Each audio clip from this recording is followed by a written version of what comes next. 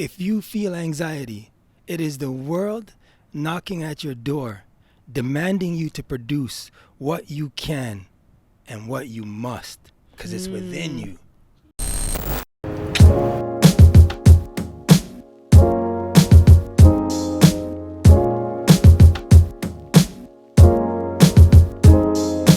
Have you ever been parked up in a car having a deep conversation with someone? So have I. The Park Car Conversation at Frontier Fine Cars presents to you Driven. Let's get started.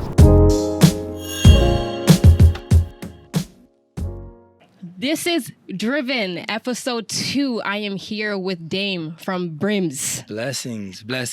Happy to be here. Tell us, and when I say I want you to introduce yourself to someone who doesn't know you, and that person is I am that person. Introduce yourself to me. Who are you? So, my name is Damian Royce. I started on this quest 20 years ago to become someone in the fashion industry here in Toronto. And you really have to be driven when you want to do something like that, because you're entering into a territory that's uncharted. So a lot of the times you have to navigate those waters yourself. Right. And especially during these times, or these COVID times where everything is unprecedented, you got to find ways of renewing what you do and how you engage people. So to make it a long story short, my name is Damian Royce. I've been in the fashion industry for over 20 years. Started with a company called Big It Up to begin with. Halfway through, we started another company called Brims. We said Big It Up had a baby, and it was named Brims. And so that gave me another opportunity to re-engage an audience in a different way and bring it to the main street. Big It Up was in the malls. We took what we're doing now to the street, and it's a lifesaver. If I was in the malls right now, I'd be dead. So it's a good position to be in. Well, thank you for that introduction. That was a mouthful of just power. You had a baby. Big It Up had a baby, and then you have Brims, and you've brought new life. We have. And so let's just touch on that real quick, Sure. right? So 20 years in the fashion industry, and I've done my research. So you were at Eaton Center in Yorkdale. If you're from Toronto, those are some of our biggest ones. Biggest malls. Absolutely. So that's amazing. Thank you for now you have your own storefront. That just blows my mind. If I think about the level of capacity that you've been able to grow, is just inspiring to say the least. Thank you for that. And so let's touch on that. Okay, Sure. It's pandemic. This is a really a very relevant moment for everybody. Big time. How does a business like yours with a storefront, which is now in Kensington Market, used to be on Queen Street, which is fashion district, yay, for sure, hey, to that. That's a big deal in Toronto. How do you shift? What has the pandemic meant to you for your business? I mean, the pandemic, when it first came around, it shakes your legs. Again, this is we're dealing with something that we've never had to deal with before in our lives. So when it first came around, you're not sure what the next move is going to be, but you have to respond very quickly. We were lucky that we just moved into the new space. So we cut rent by half, which was great for us because I'm not mad at you. My friend's dad, who owns a store for 30 years, said, Damian, any penny saved is money earned. So we were saving half a bag right there. So that was very helpful for us, right? Amazing. And then we found that we had to connect with our customers in different ways. So before, we were used to people coming into the store, walking in, connecting that way. But we also have an email list of 15,000 people that we connect with. And they often tell you, grow that list, connect with that. Because even though we have a platform on Instagram, we don't own that platform. That can be taken away from us anytime. So the fact that we have our own email list has helped us as well, because it connects us with an audience. I can put something out on social, on IG, and it might have traction. I can put the same thing out on the newsletter, and it'll have more traction. So it just shows you need to always cater to your audience in any way that you can connect with them. So we were lucky to have those people. And then I was lucky to always believe in great customer service. So believing in great customer service is what still gets me customers to this day. I believe it. I can spend an hour on my emails and come away with thousands of dollars based on just a few clicks of my keys, right? So that's just because I'm connecting with people, I'm giving them service, and I always try to go above and beyond. So even during the pandemic, what has helped us is the fact that we started doing a lot of manufacturing in-house. And what that means is we bought an embroidery machine. We got hat press machines. We're buying a DTG printer. Wow. We do all these things so we can help ourselves. We always believe that you have to have a hand in production.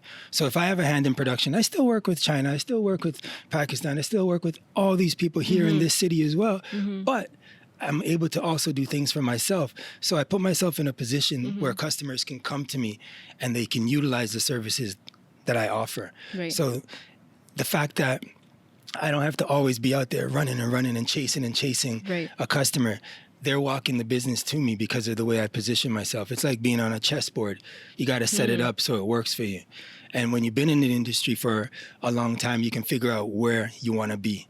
And so I'm lucky, and every day I wake up and I say I'm grateful, truly grateful. So again, just giving great customer service and making sure that the customers that you have keep coming back, always go above and beyond, and they walk that business back to you because they're out there doing the work that perhaps you're not doing. You're not out there connecting with the end consumer, but they are, but you're servicing them. So they're bringing the work to you and you're just blessing them, and they keep bringing the work back to you. That's a big word from a big boss. Ah, you're kind. You're kind. I want you. You're kind. That's a word. One, right? And I don't know if you could tell, I was smiling while you were saying that because I have people in my corner who are every single day on me about you need to build an email list. You need to build an email list because you do not own your platform on Instagram. No, you do not own your platform on YouTube, whatever the case is. And if they shut that down, gone. There you go. Gone. That's it. Absolutely. You know what I'm saying? And so there's like a strong importance, and this is, for anyone who's watching this, who has their own business, their own network, their own community going. This is a word for myself. I'm going to go home today and start on it. Okay. I will have a newsletter by next week. All right. Right. By next week. Klaviyo. Because it's true. Use that platform. Klaviyo. It's great. Klaviyo.com. Yeah. Use that platform. You'll see it on the bottom. This is a gem. Use that. And I think another important thing that you said is that you have to be able to have your own hand in production. You do. It's kind of like you have a middleman, but if you are the, if you're the plug, they come to you. If you're the plug, they come to you. You're the plug. So people are coming to you. And that's awesome. So you do embroidering, everything in-house. Absolutely. Everything custom made. Make all the magic in-house. And we do it outside of house as well. We have production overseas, but as much as I can do in-house, I will do, and that work comes to me. And even if I am overcapacitated, I can send the work overseas. Definitely. Right? That's when you scale your business. Yes. You need the hands. We speak about this all the time, just in terms of like even growing a team. Sometimes you can't do it all by yourself, but when you get to that level, and that's a question that I genuinely want to know. Okay, 20 years in the fashion industry, you have your own storefront. I think there's going to be a lot of people out there watching this who are wondering, how did you do that? What are the steps? Can you bring us through a timeline, through some steps of how someone goes from, having, was it pop-ups in malls? So we had kiosks in malls. How do you even, bring us from there. How do you even start doing that? Well, first you have to have a product, and you have to have supply of that product to be able to go to the mall and convince them that you deserve a shot at going into their establishment and that you can maintain. Because for those little kiosks, the cheapest rent on those little kiosks was like $8,000 a month on a tiny little thing, right? So when you're going in there, if butterflies aren't in your stomach, they're there the first day you open, because 29 days rolls around very quickly and you got to find that. And you need to be able to eat, replenish your inventory, and pay that rent, right? So I think the most important thing that you can do, build a team. You need to build a team, and the team shouldn't just be driven by money they're going to make in their own pockets right away, because you have to put in investment. Like a farmer doesn't just sow seeds and plant a field and expect it back in 2 weeks. You can't get a return in 2 weeks. Very true. So you got to put your money in. People have to be willing to go to toe with each other, support each other, and believe in the drive. So if there's a vision, you have to articulate that vision into the mission, right? You got to be able to do that, and you need those hands to help you walk those dogs. milk those cows, right? You need all those hands. Right. And sometimes you got to do it alone. To be honest, some of the best people have had to do it on their own sometimes. Right. But then you've had to reassemble a new team at a later date, right? Because you can't do every single job and every single task on your own. Here at Frontier Fine Cars, this is more than just a car dealership. This is a full-on experience. Get the car that you love, that you've always wanted. No credit, bad credit, good credit. Honda, Toyota, Benz, Bima, whatever car you want, you can get it here. Go to frontierfinecars.com. Click apply and add in the promo code, the Park Car Conversation. You will get a free detailing of your car and also $150 for gas. Apply now. Exactly. But you have to have a clear vision. I think to begin, if the vision isn't clear, that's your roadmap. So start there. That's your plan. Build a strong vision. Absolutely. Strong product. And then you need to let the people that are working with you believe in that mission. They have to believe in that mission. If they don't believe in the mission, it becomes an obstacle for them and they have to veer off. Right. They can't help you with that. Nothing you can do about that. I think that's so important. It's like leadership. Absolutely. If you have strong leadership, Absolutely. I've seen it happen here at Frontier Fine Cars where we're at. They have a strong leadership team, and it trickles down. And everyone, when I come in, the vibe is always good. People are always happy. Yes. For the most part. And people leave happy, and they come back. Right. That's the number one. Exactly. Yes. Yeah. We got some hand claps for that. That's important. So have a strong product, then you got to go into, wherever you got to go with a strong plan. Say this is, you got to play with numbers. You got to understand your numbers. Absolutely. You have to understand your product and who's buying your product. See, some people become very afraid and then they think it's all about price. If you're just creating a product based on price, you're not going to win. Walmart can do it better. There's a ton of big boys that could do it better. You can create something like, look at Dr. Dre. He came out with a set of earphones that nobody needed. No one needed a new earphone, but he was a lover of music. And he said, I make this product for people who love music. It's $300. How much do you love music? A lot of people love good music. Right. It doesn't matter what you're listening to. If it sounds great, you're buying the sound. Power. Right? Absolutely. So know what you're trying to do and then find ways to connect with your audience. Right. Your items don't have to be cheap. They just have to be really good. Marketing. Really good. Absolutely. Marketing and also like a strong meaning. You got it. And then you know what? The people who buy your product, they become mavericks and lovers of your product. And they're the ones that go out there to become ambassadors and impact other people, influence others to come back and buy what you're doing as well. Those words, like impact, inspire, I think those are such powerful words. I feel like I want more people to, speak on every day. Think about those words every single day, because if you think about the ability to inspire somebody, well, if I inspire you, you're going to go out and inspire somebody else. Sure. If I impact you, you're going to be an impactful person to somebody else. Those are powerful tools to have. And to be honest, when we inspire, we make others better. We make ourselves better as well. I mean, we always have this motto, learn, earn, return. If you learn, you can go out there and earn because you employ what you've learned. Right. And you return that knowledge. You're giving it back to a community of people. But they take that and they become better. Everyone is heightened by it. That's the magic of life. If we're giving like that, stay positive, stay blessed, and pass on the blessings. Yeah, it returns to you. It does. For sure. I got some hand claps over there. I heard that. I heard some hand claps over there for that. And then to own a storefront, that's a big responsibility. I think a lot of people want to eventually get there, right? What does that require for a young entrepreneur, for the youth that are watching this? What does that require for you to be a storefront owner? So guys, if you want to sell a product, so retail, brick and mortar, it's a more archaic way of doing things right now, especially if you just want to sell a product. Yes, people still need to come into a store sometimes, touch a product. They want to do that. Right. But if you're young and you don't want to just waste the money, get a cooperative space, share a space, right? You could even do it in a warehouse. It's just, again, content is king right now. So if you create content, you can sell your merch and you can get the right people wearing it. That's going to do just as well as, if you had a store and people were walking into it, because sometimes that's a detractor. In these times, especially in the pandemic times, you don't necessarily have to have a storefront. It's great if you find the right people to put the things on, and then you're pre-ordering and pre-selling everything. Right. When you're pre-selling everything, you don't need the storefront. You can just ship That's the beauty of Shopify, right? So start an online platform. Start an online store before you actually do the brick and mortar.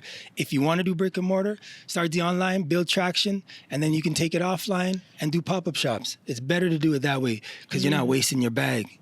Right. Because you're going to have some slow months, and if you're deep in the hole, those slow months can kill you. But if you're online, you don't have to pay that landlord that type of money every month. Right. You can now take that money and reinvest it back into your product. Right. I want to see a young head win like that. I want to see you win. I don't want to see you lose. So, and this is advice from somebody who has a storefront. So you guys heard that. E-commerce. Absolutely. The world of e-commerce is a big game changer. And I think like if the pandemic taught a lot of people that is that, you know, you got to be able to shift and you got to be able to have an online presence. Big time. I mean, what we do right now, even with the retail store, we've turned it into like a manufacturing warehouse.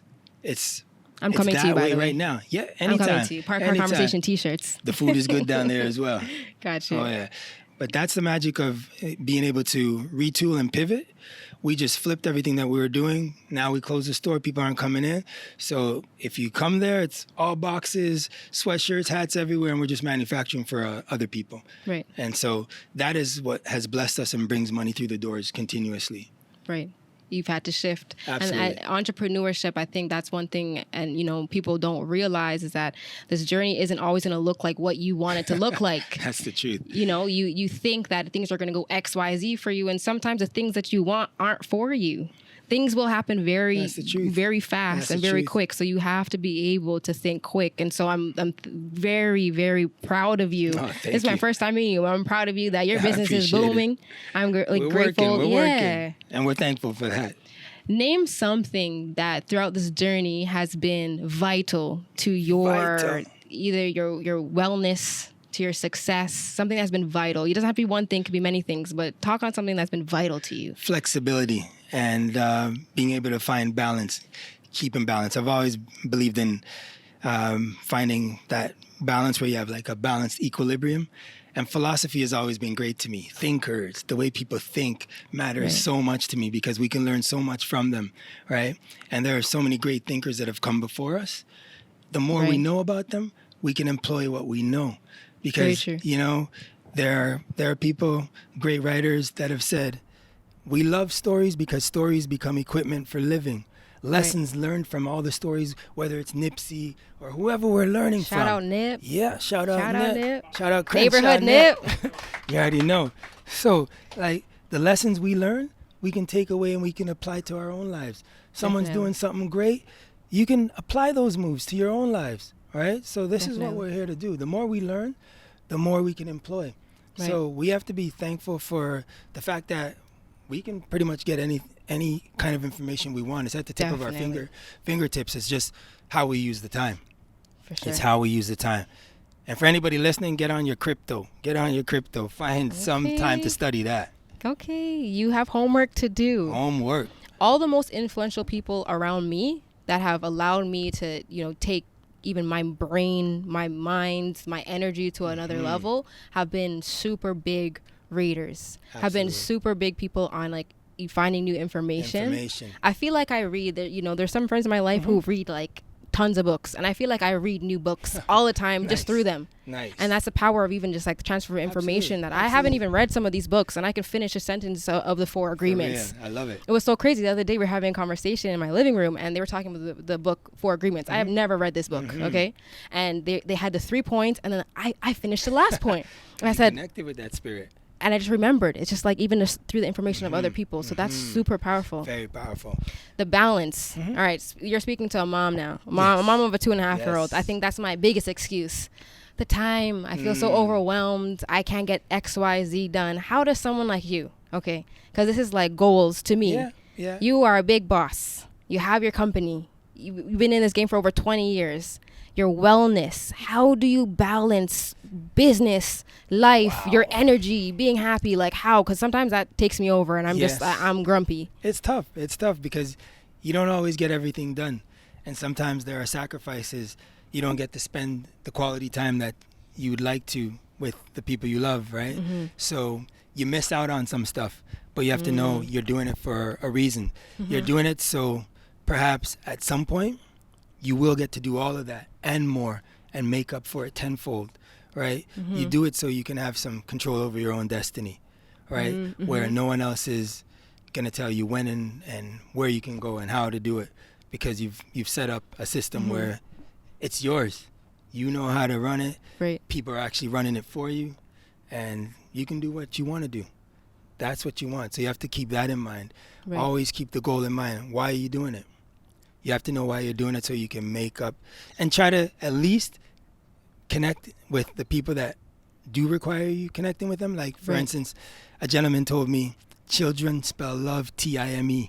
So it's the time you spend with them that lets them know you love them. So with your son, he's 2?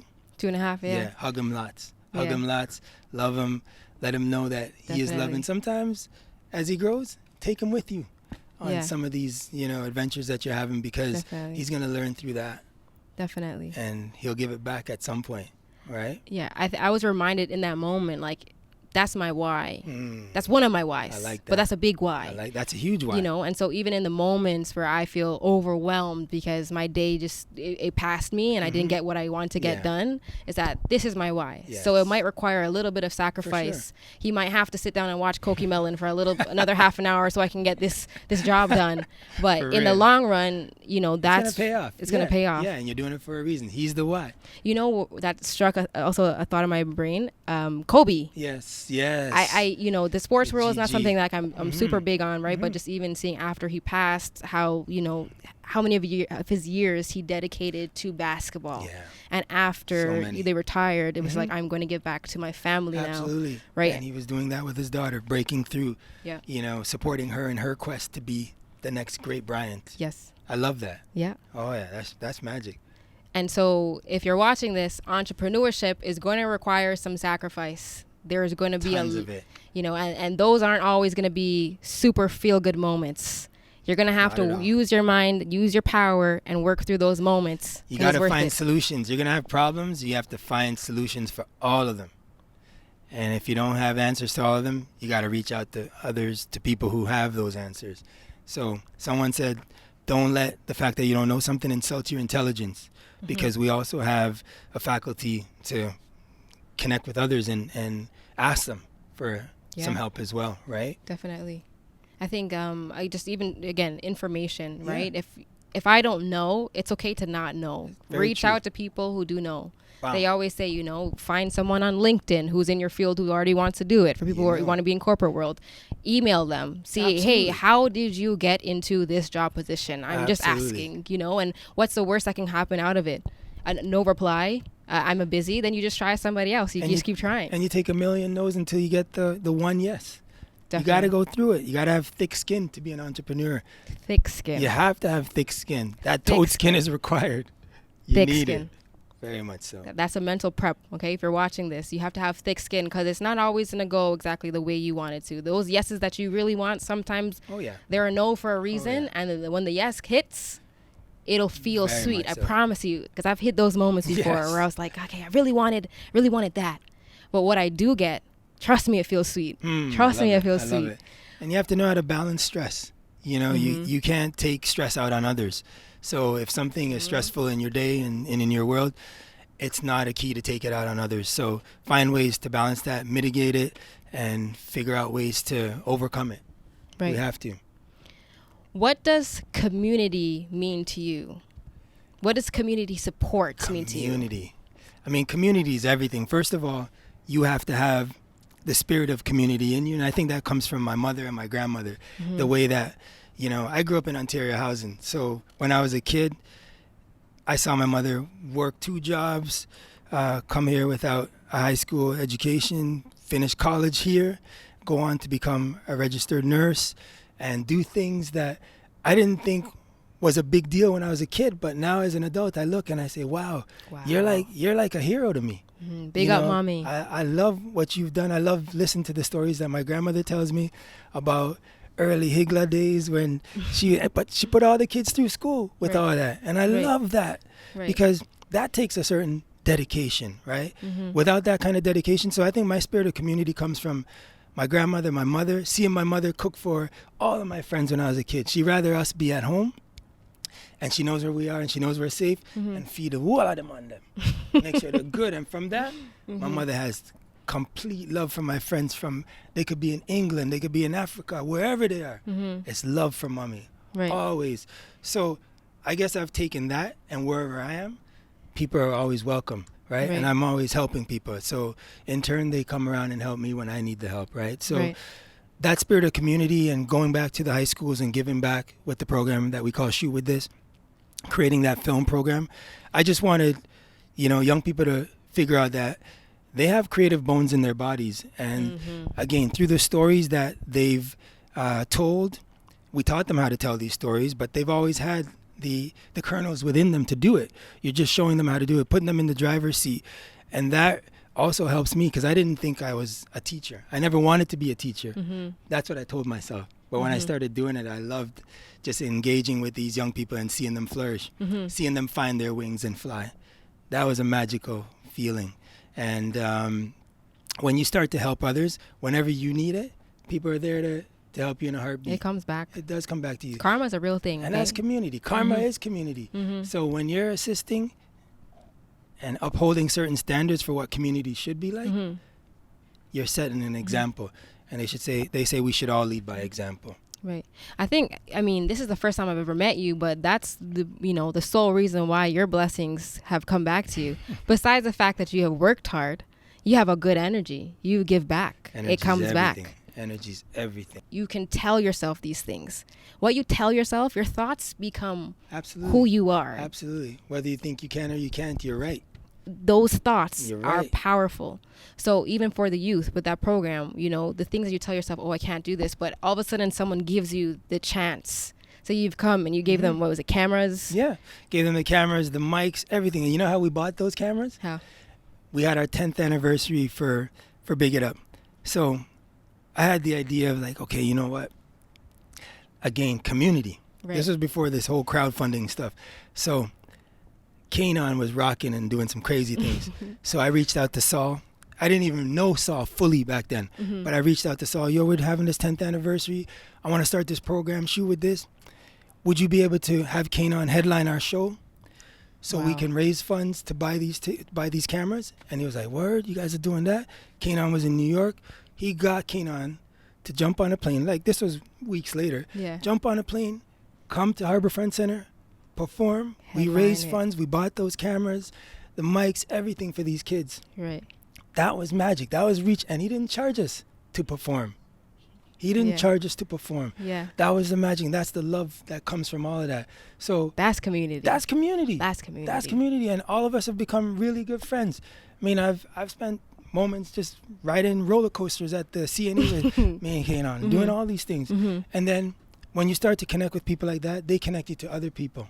Right. Right? And when you start to connect with certain people, they actually make you better. You know why? They push you out your comfort zone. Definitely. They push you out your comfort zone, and they start to stretch you. But also, sometimes they're working on projects where you have to intervene and assist. And now the world that they're living in, it's a completely different world because budgets are like crazy. Right. So the things that they're asking for beyond your scale, beyond your scope. And when you enter that world, oh man, you become really good. Right. You become really good. After you're finished, when you go back to your own stuff, you're a magician. When the ground underneath me feels uncomfortable, I need to change. God is rocking my boat saying, okay, it's time for a change. It's time to switch it up a little bit. And so when you said people who, will help you stretch the uncomfortable zones in entrepreneurship, even going back to people who have driven you, the real person who was driven in your life is mommy. Yeah. Was grandma. Yeah. Absolutely. They had the drive, the people who have done it before us, we don't have to invent the wheel. We don't have to reinvent it. It's already there, and so for all the people before us and for all the people who are in our lives right now who just, challenge you, you look at them, even I'm looking at you like, wow, it's possible. What you do for the youth, especially like what I want to do with the youth, it's possible. It's really you just got to get out there. You got to start. If you do not start, you cannot get to where you want to go. Just take the first step. Take the first step. You know, you're talking about the ground moving underneath you. Mm-hmm. There's a psychoanalyst, his name is Rollo May, and he often says this. It made me think of anxiety in a completely different way. If you feel anxiety, it is the world knocking at your door, demanding you to produce what you can and what you must, because it's within you. It's within you. Yeah, I'm gonna give always love that.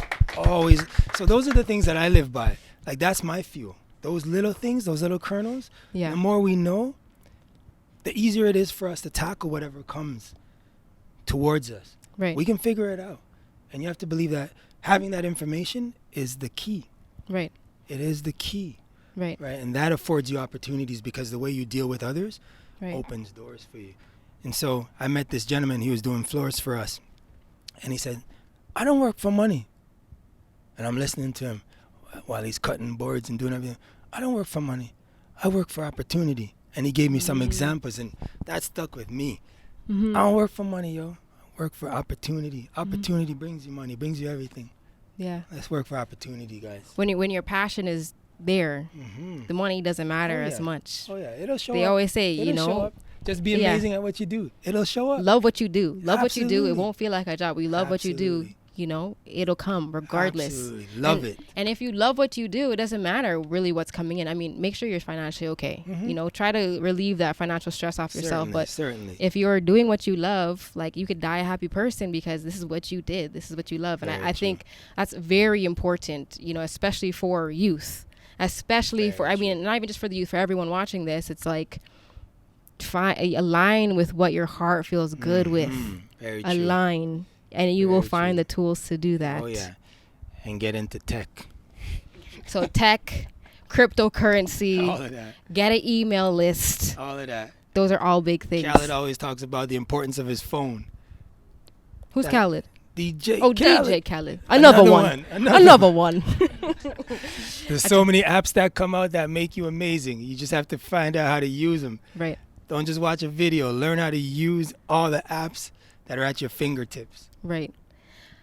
Now so we started this Driven series and especially want to focus on Black entrepreneurship in Toronto. Yes. My dad is a Black man. He looks similar to you. Yeah. He's had dreads down to here. My Respect, brother's here father. too. You know, this is our dad. So I'm talking about a metaphor my dad has always said. He always said, as a Black man, you'll have to work 10 times harder. Yeah. Right, because the things are going to be against you. People will be against you. Yeah. Right, and so especially me working in the high schools, working with a lot of Black youth, I want you to speak to the young Black youth, or to a young aspiring business owner, a young aspiring entrepreneur, what it meant for you to be a Black man in the space that you are in. Wow. Well, That's kind of loaded. To be honest, I've had a lot of great mentors that have helped me as well. Because sometimes you need your hand held as well, because you're afraid often when you start trying, especially when you're young. But I would say the sooner you can start, the better you can start tackling some of these fears. And then they often say, like, once we get past the fear, then we start to appear, right? So we have to get Say that again for them. Once we get past the fear, then we start to appear. Amen. Right? That's a So word. we gotta show up. You just know that you have to show up. So we can't be afraid. And if we're afraid, you never get to it. We delay. And we shouldn't be delaying. And as a young Black man, like I said, the more you know, the easier it is to start tackling these things. I have this one quote that's always in my head. I live on quotes. This quote is always in my head. And I learned it from an audio tape that I was listening to. And it's Marcus Garvey. I'm thinking of your dad when I'm thinking of this. And he said, if you cannot do what others have done, what other races have done, then you had better die. It's tough. It's a tough quote. But he says, figure it out. Find ways of doing it. Get it done. Like, no excuses. Just get it done. Figure it out. Yeah. Right? And so I remember I went to my doctor. He's known me from when I was a little kid. And he's checking me out. He says, Damien, how long have I known you now, Damien? He looks in his file. Damien, I've known you from you're 11 years old. Damien, my father always told me, being Jewish, I'd have to work hard. But you have to work 3 times harder than me, Damien. And so what I would say to a young Black kid is that even though the fact that you have to work hard, don't despair. Don't despair, because sometimes we can despair and we can say, man, I got to work 3 times harder than you. I'm not even going to do it anymore. You can't despair. You have to know what you want. If you want something, you got to go get it, despite the obstacles. And it's our job to transcend these obstacles. If we don't transcend these obstacles, then you'll never become. We're always in the state of becoming. Right. And the more we struggle through, the more we crystallize into what we're supposed to be. Definitely. Your struggle is part of your journey. And it's beautiful. Right? It's powerful. A beautiful struggle. But when we get there, we can rejoice. We can rejoice knowing that what we've come through. Yeah. Right? So don't despair. Please, that's the number one thing that I can say. Fight through it because you're worth it. Fight through it. I think a lot of people will let that in between take them over. Yeah. And we've all been in those positions where you're going through a hard time. And until you get over it, until you see like the silver lining or the bright end of the tunnel, then you're like, okay, you know what? I'm okay that I went through that. Yeah, that was a powerful moment in my life that allowed me to get to where I'm at. Absolutely. And until you get to that sweet spot, I always tell people who are in that rough spot, it's like, you're gonna hit that sweet spot eventually. For sure. And it's gonna feel sweet, you know. You gotta believe it, because you know what? That sweet spot is a light. Before it actually exists in the world, it exists in your mind. If you think you can or you can't, you are right. It exists here. Right. Other people can't always see the light, but you have to make sure that you can see the light and believe it's there. That's how you find it. Right. That's how you find it. You know, one of the greatest philosophers said, what? Tell me. When you find that light, you'll do everything in your power to never allow it to extinguish again. That's your guiding light. Very true. Find that. Just like Nip found it. He found something, but he had to go on a journey. Dad took him to Africa. Sometimes we have to leave our environments. Right. Right? So when I started working with those kids from Jane and Finch, who's ever been to High Park during cherry blossom season? Have you ever been? No. Yo, I've been to High Park, but not. You have cherry blossoms in Canada? over 3,000 trees there. No way. I started taking those kids from Jane and Finch, and we brought them to High Park just to see the cherry blossoms. Tens of thousands of people walking around, just checking out these beautiful cherry blossoms. They're only there for like 3 weeks. I'm mind blown. Right? I had no idea. Do you know how meaningful that was to the kids from Finch coming downtown? Just being in a natural environment where it doesn't cost you any money to be in the park. Right. And this blissful thing was happening, was taking place. They loved it. And then we were able to connect with Contact Photography Festival and had these kids take pictures of all the trees. This is community, yo. This is community. The head of Contact, the executive director of Contact, connects with Patterson and says, we got this great initiative. These kids from Jane and Finch, they've taken this exhibit, they've taken these pictures, and they have them, they shot the cherry blossoms downtown. You know what he did? Because the year before, Scotiabank allowed us in their lobby to set up for Contact Photography Festival, which was great. He got Patterson to donate 2 billboards in Jane and Finch where the kids had all their pictures up with all their names public. So their parents could see their names. Yeah, I'm going to give you, That's community.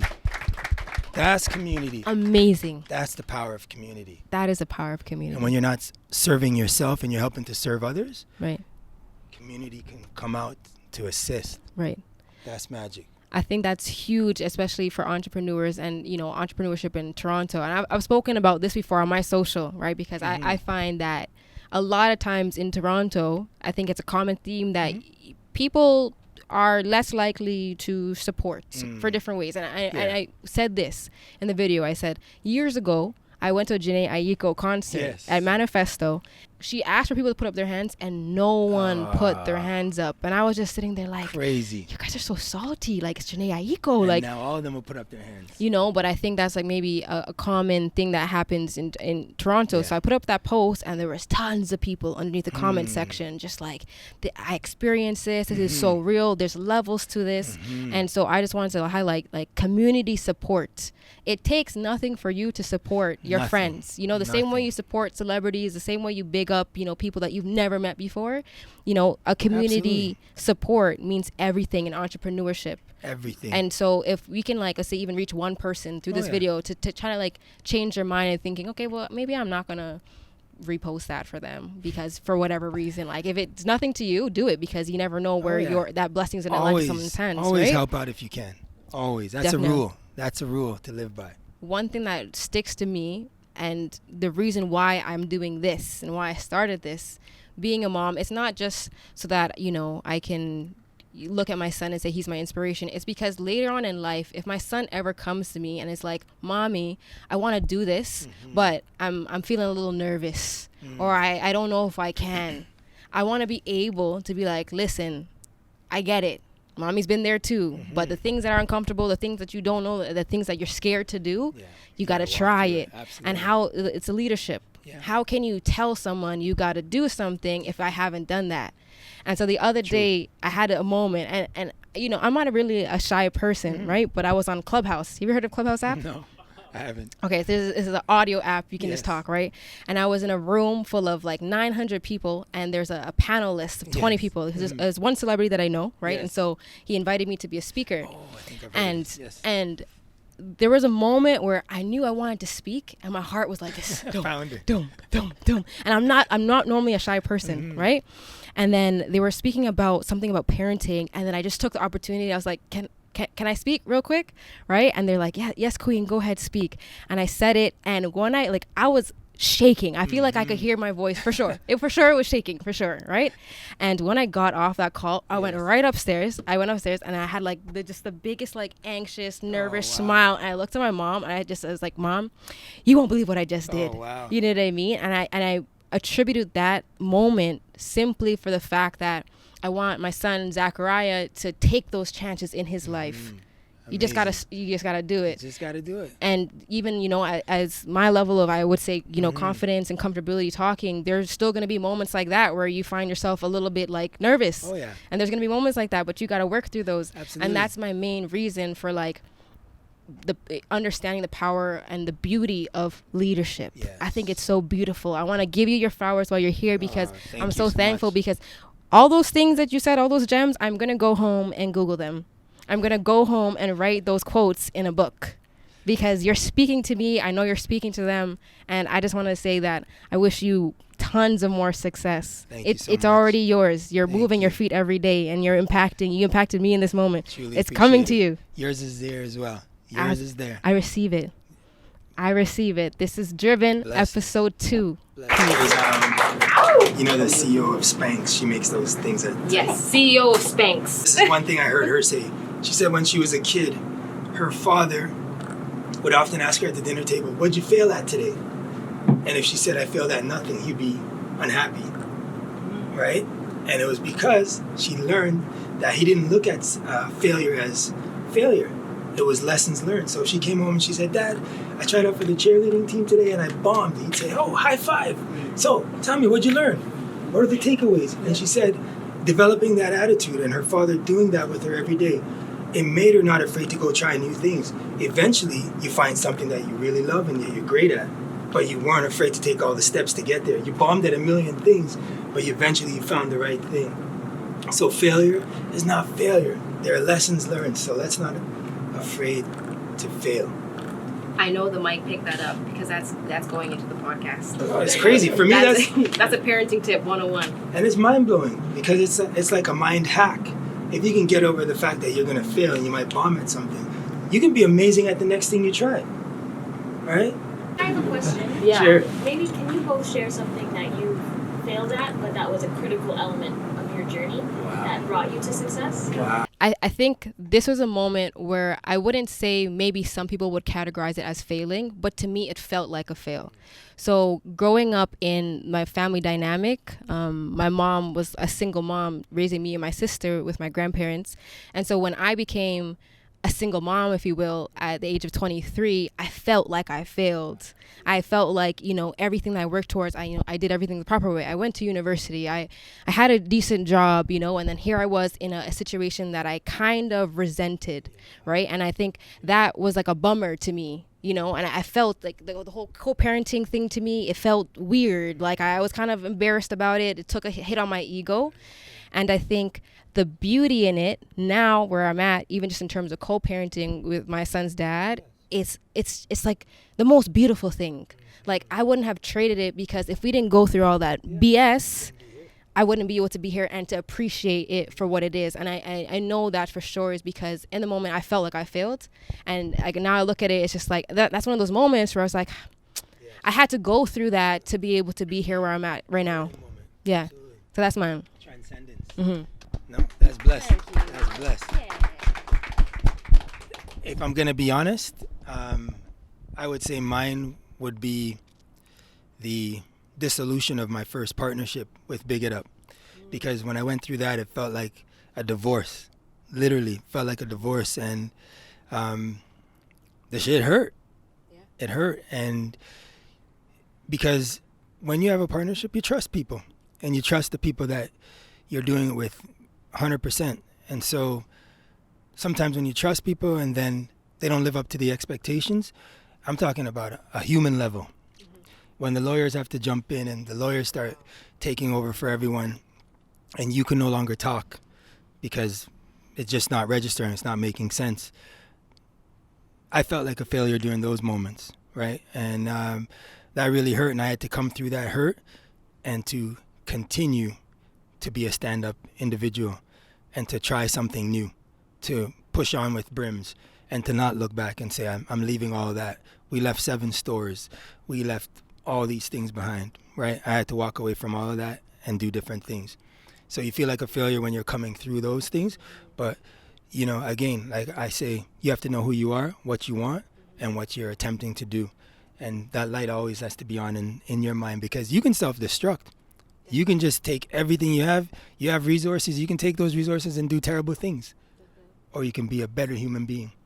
And I had to walk through all of that. What's next for me? Well, let me think about that. Let me see. What I would really love to be doing, again, put myself in a position where if I want to run stores, I can have that opportunity, but I much rather help others. I want to help all the other brands, small, big, facilitate everything that they need, because I know how to do that. I spent years doing it for myself, and I do it for others. I spent a whole year working on Lauryn Hill's 20th anniversary goods. I was making products. I was working on 3 time zones. She'd be in England, South America, wherever she was. I'd make products in England, China, Canada. We do it all and supply all of these demands that she had. Right. So I want to do that for others. And the power of the phone and being able to connect, and the way I connect with people, when I connect with my people in Japan, my people in China, yo, it's love. It's love. They tell me, yo, Damien, when you come home, we're going to take you home and mom's going to cook a dinner for you, right? So, and it's because of the way we do business. It's because of that. So I want to be able to take everything that I've learned and help others. And in turn, when I'm helping them, they help us because they help us to grow. I want to create an agency where I can turn around and help others do everything that they need. You are going to do it. Yeah, I know I'm going to do it. I know that. You are going to do that. Definitely. Blessings. And we're all going to see it happen. I know it. I know that much is true. What is next for me is that I'm going to continue to allow good things to come to me. Last year, this time, I was in a different place than where I was this time. Year, this time, I was, what month is it? February? February, yeah. I wasn't even doing the Park Car Conversation. I was working a 9-to-5 job. And it was in the pandemic where I was like, I don't want to do this anymore. This is not what I want to do. And I quit it just like that. And, you know, you can imagine being a mom. I was like, okay, this financially could be stressful. And I said, I'm not going to be able to propel myself 10 times forward, I'm going to have to take a pay cut. I'm going to have to step back and take a chance on myself, because it's not going to be later when I got 2 kids and a house and all these things. The right time is now, right? And so thank you for that, King. And so what I want to continue for this year is just to continue to push myself and to invite, you know, I've grown a team now. But last year it was just, you know, me and my videographer. And now we have someone else working with us to, you know, just even do the things and the outsourcing that I don't feel I'm as strong as, you know. You're doing great. Thank you. So the next time I see you, you're going to pick me up in the fast car episode. Foot on the pedal. I got you. And that's it. Just keep it driven. Keep it driven.